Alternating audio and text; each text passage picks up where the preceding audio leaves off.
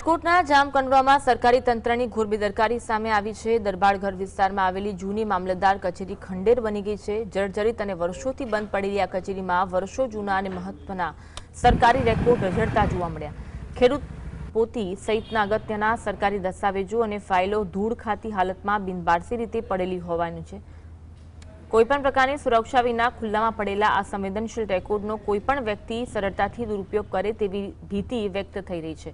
મામલતદાર તંત્રની કામગીરી સામે ગંભીર સવાલો ઊભા થયા છે।